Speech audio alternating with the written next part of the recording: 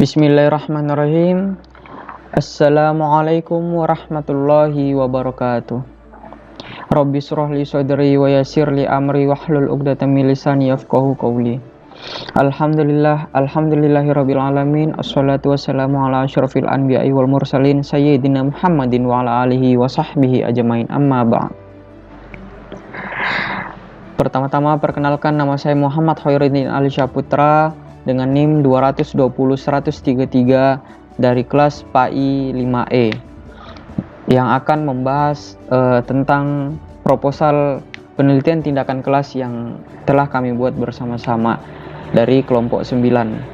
Adapun judul daripada proposal kami adalah penerapan metode bermain peran berbasis kitab adab al-alim wa al-muta'alim untuk meningkatkan nilai pendidikan akhlak peserta didik kelas 11 PK3 di MAN Kota Palopo.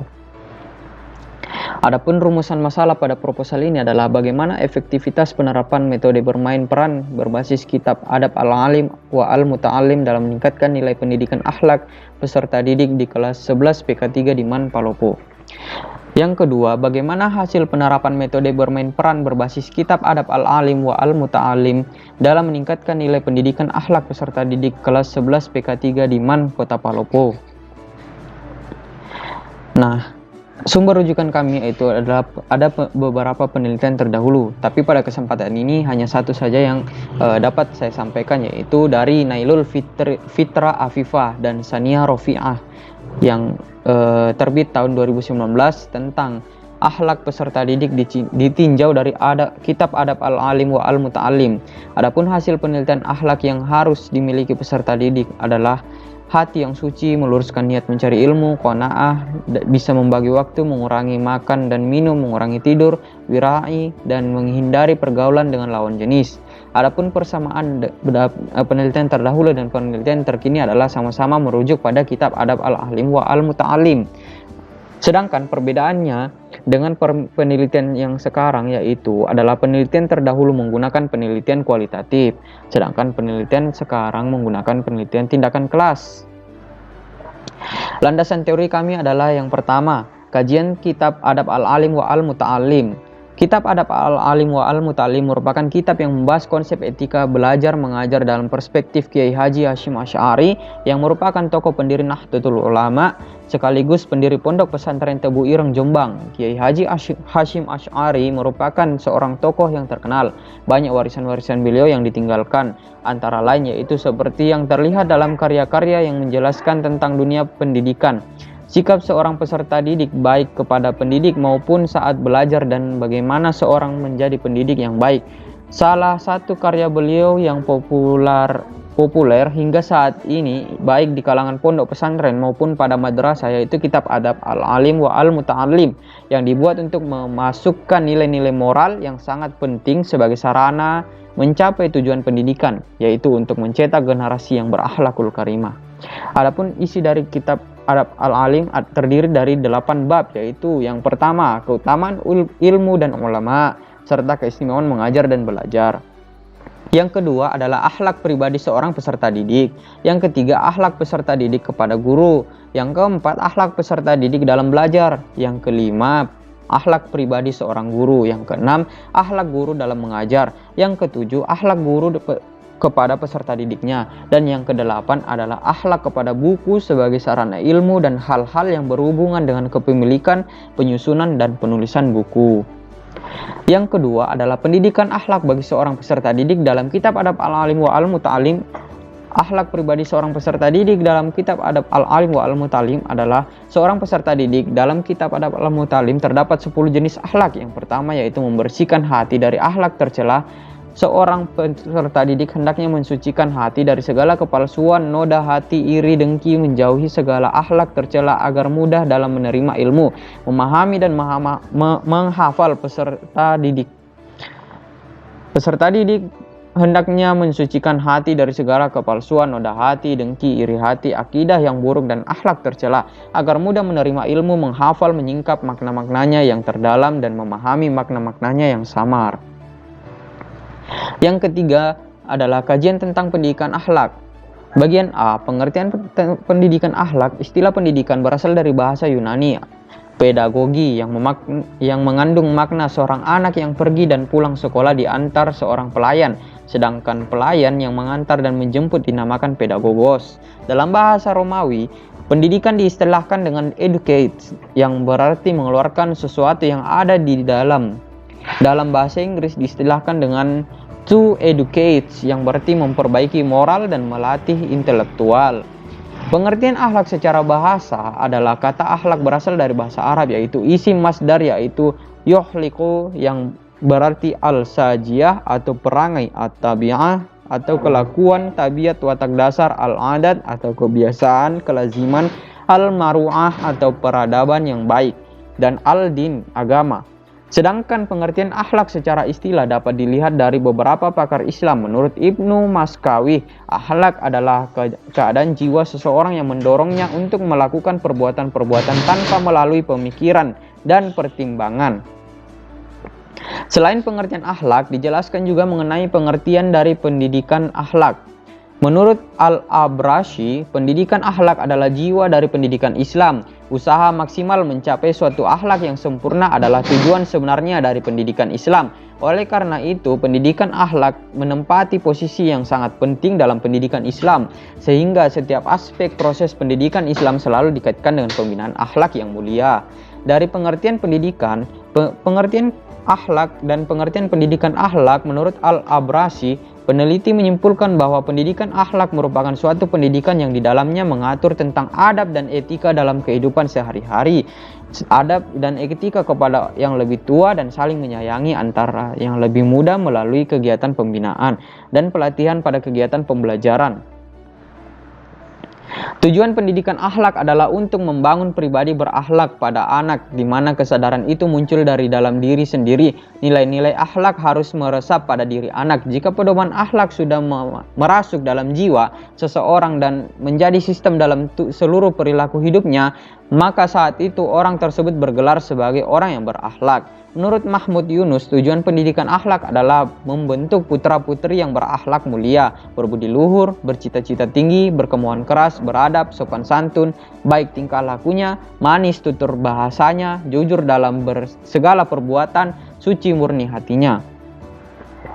Macam-macam akhlakul karimah atau akhlak mulia. Secara filosofis, pendidikan akhlak mulia dapat diartikan sebagai proses internalisasi nilai-nilai akhlak mulia ke dalam diri peserta didik, sehingga nilai-nilai tersebut tertanam kuat dalam pola pikir atau mindset, ucapan dan perbuatannya, serta interaksinya dengan Tuhan, manusia dengan berbagai strata sosial, fungsi dan perannya, serta lingkungan alam jagat raya. Penerapan pendidikan akhlak di madrasah membicarakan tentang penerapan pendidikan akhlak, maka akhlak yang paling sempurna ada pada diri Nabi Muhammad SAW. Allahumma sholli ala sayyidina Muhammad, yang patut dijadikan uswatun hasanah, teladan yang baik seperti yang dijelaskan dalam Quran surah Al-Ahzab ayat 21, yang artinya sesungguhnya telah ada pada diri Rasulullah itu suri tauladan yang baik bagimu, yaitu bagi orang yang mengharap rahmat Allah dan kedatangan hari kiamat, dan dia banyak menyebut Allah. Ayat yang mulia di atas merupakan dalil pokok yang paling besar yang menganjurkan kepada kita agar meniru Rasulullah SAW. Allahumma sholli ala sayyidina Muhammad dalam semua ucapan, perbuatan dan aspek terjaganya. Karena itulah Allah Subhanahu wa taala memerintahkan kepada kaum mukmin agar meniru sikap Nabi Muhammad SAW dalam perang Ahzab, yaitu dalam hal kesabaran, keteguhan hati, kesiagaan dan perjuangannya, serta tetap menaati jalan keluar dari Allah Subhanahu wa taala. 4. Adapun metode yang akan kami tawarkan dalam penelitian ini adalah metode bermain peran. Nah, metode bermain peran ini atau biasa dikenal dengan drama atau role playing adalah suatu cara penguasaan bahan-bahan pelajaran melalui pengembangan imajinasi dan penghayatan peserta didik. Pengembangan imajinasi dan penghayatan dilakukan peserta didik dengan memerankan sebagai tokoh hidup atau benda mati. Setiap peserta didik mempunyai cara sendiri dalam menghadapi situasi, objek maupun orang. Adapun kerangka berpikir kami adalah permasalahan awal yang ditemui itu ada pada dua subjek, yaitu peserta didik dan guru. Adapun permasalahan yang ditemukan pada peserta didik adalah peserta didik kurang berakhlak. peserta didik tidak mampu menerapkan hasil belajarnya di kelas. Nah, permasalahan yang terdapat pada guru yaitu guru hanya memberikan pendidikan akhlak melalui pembelajaran akhlak di kelas, dan kedua, guru hanya menggunakan metode ceramah. Nah, adapun yang akan kami lakukan adalah penggunaan metode bermain peran atau role playing ini untuk meningkatkan kualitas akhlak peserta didik di kelas 11 PK3 Keman Kota Palopo. Nah, adapun hasil atau output yang akan kami capai yaitu nilai pendidikan akhlak peserta didik kelas 11 PK3 di Man Kota Palopo akan meningkat. Seperti itu. Nah, adapun hipotesis tindakan yang kami buat adalah masalah atau mengatasi masalah atau menjelaskan gejala berdasarkan hasil penelitian yang telah dipaparkan pada latar belakang sebelumnya. Peneliti dapat menyusun hipotesis tindakan sebagai berikut. Yang pertama, dengan penerapan metode bermain peran berbasis kitab Adab Al-Alim wa Al-Muta'alim dapat meningkatkan kualitas akhlak peserta didik kelas 11 PK3 di Man Palopo. Yang kedua, dengan penerapan metode bermain peran kitab Adab Al-Alim wa Al-Muta'alim dapat meningkatkan nilai pendidikan akhlak peserta didik kelas 11 PK3 di Man Palopo. Adapun metode penelitian kita pada penelitian pada kali ini adalah penelitian ini merupakan penelitian tindakan kelas atau dalam bahasa Inggris Classroom Action Research. Nah, penelitian tindakan kelas adalah tindakan yang secara sadar dilakukan oleh guru untuk mengembangkan kemampuan dalam mendeteksi dan memecahkan masalah-masalah yang terjadi dalam pembelajaran di kelas melalui tindakan bermakna yang diperhitungkan dapat memecahkan masalah atau memperbaiki situasi, dan kemudian secara cermat mengamati pelaksanaannya untuk mengukur tingkat keberhasilannya. Yang kedua yaitu setting penelitian. Penelitian ini dilaksanakan di kelas 11 PK3 Man Palopo pada tahun ajaran 2022-2023. Subjek penelitian kami adalah peserta didik kelas 11 PK3 Man Kota Palopo yang berjumlah 30 orang.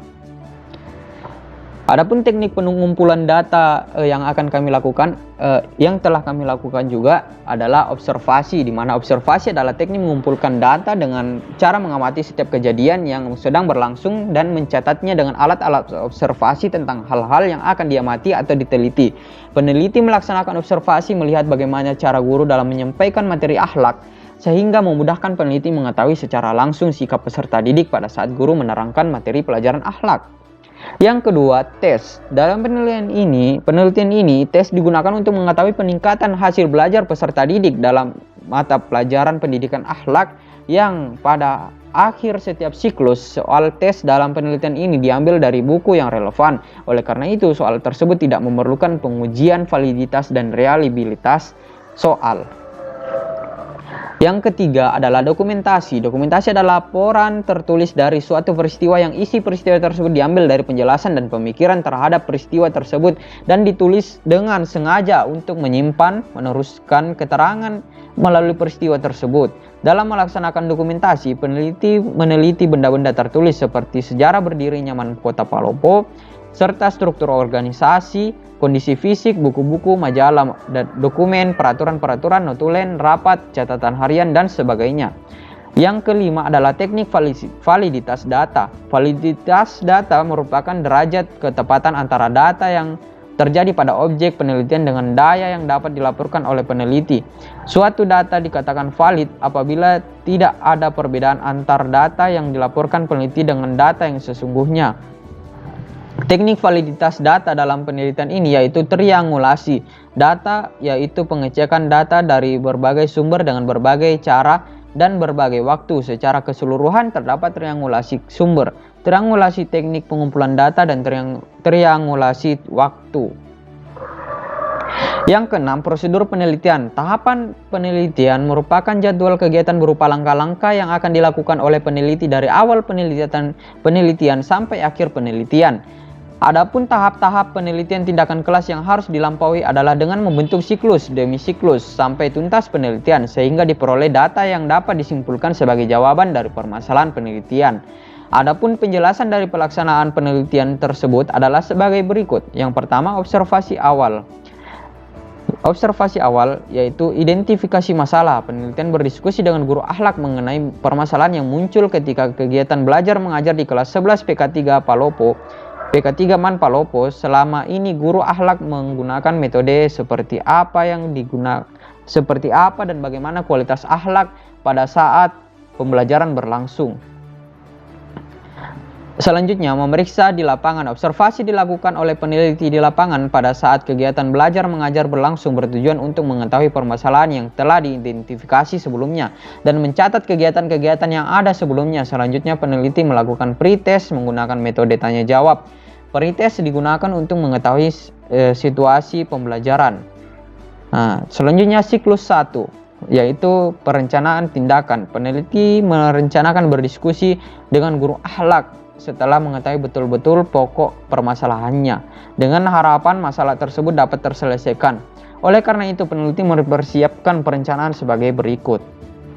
Yang pertama, membuat rencana pembelajaran dengan menggunakan metode bermain peran berbasis kitab Adab Al-Alim wa Al-Muta'alim yang terdiri dari pendahuluan, kegiatan inti, dan penutup. Yang kedua, menyiapkan instrumen penelitian.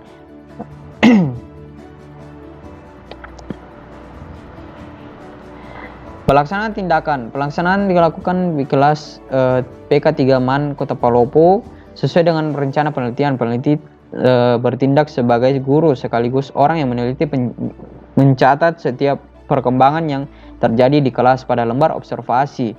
Observasi, peneliti melakukan observasi saat melaksanakan tindakan dengan menggunakan lembar observasi serta mencatat hal-hal penting yang terjadi pada saat pembelajaran berlangsung. Observasi ini dilakukan untuk mengetahui perkembangan kualitas akhlak dengan metode bermain peran berbasis kitab Adab Al-Alim wa Al-Muta'alim.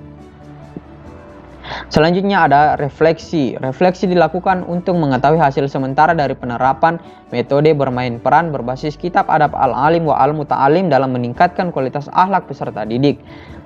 Yang kelima adalah revisi perencanaan. Revisi perencanaan dilakukan peneliti berdiskusi dengan guru akhlak untuk melihat kembali rencana pembelajaran sebelumnya serta membuat rencana baru. Nah, pada siklus kedua ini hampir sama dengan siklus pertama, yaitu rencana baru, membuat rencana baru. Peneliti membuat rencana baru dan mendiskusikannya dengan guru akhlak untuk memperbaiki permasalahan pembelajaran yang terjadi pada siklus 1. Yang selanjutnya observasi itu sama, refleksi sama, revisi perencanaan itu sama. Selanjutnya masuk pada siklus 3. Siklus 3 itu merencanakan lagi kembali rencana baru. Peneliti membuat rencana baru dan mendiskusikan dengan guru akhlak untuk memperbaiki permasalahan pembelajaran yang terjadi pada siklus 2. Pada rencana baru ini peneliti memakainya untuk ulangan harian. Hal ini dilakukan untuk mengetahui hasil belajar selama peneliti menerapkan metode bermain peran berbasis kitab Adab Al-Alim wa Al-Muta'alim. Adapun pelaksanaan tindakannya yaitu mencatat hal-hal yang penting yang terjadi saat pembelajaran berlangsung. Analisis data. Statistik deskriptif akan digunakan dalam analisis ini adalah dengan menghitung rata-rata tingkat hasil belajar peserta didik dan presentasi ketuntasan belajarnya. Nah, penelitian tes teknik. Penelitian menjumlahkan nilai yang diperoleh peserta didik, selanjutnya dibagi dengan jumlah peserta didik kelas tersebut hingga diperoleh nilai rata-rata atau nilai rata-rata didapat dengan menggunakan rumus M sama dengan sigma Fx dibagi N. Keterangannya yaitu M adalah nilai rata-rata, sedangkan sigma Fx adalah semua nilai peserta didik. N sama dengan jumlah peserta didik. Penelitian ketuntasan belajar peserta didik untuk menghitung presentasi ketuntasan belajar digunakan rumus sebagai berikut. KB sama dengan F bagi N dikali 100%. Keterangan KB sama dengan presentasi ketuntasan belajar peserta didik. F sama dengan jumlah peserta didik yang memiliki nilai tuntas atau tuntas belajar. N sama dengan jumlah peserta didik.